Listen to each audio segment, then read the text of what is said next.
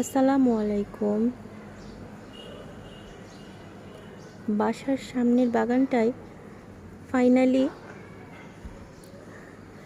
3টে মেফ্লাওয়ারই ফুটেছে। গতকালই পুরোটা ফুটেছে। আজ সকালে এখন ভিডিওটা করতে এসে দেখি এটাকে যেন ছিঁড়ে ফেলেছে এরকম করে।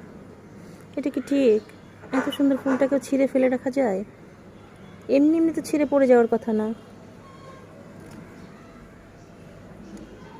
মনটা খুব খারাপ হলো ফুলটা দেখে, ভীষণ খারাপ হলো। অনেক সুন্দর না ফুলগুলো? অনেক সুন্দর।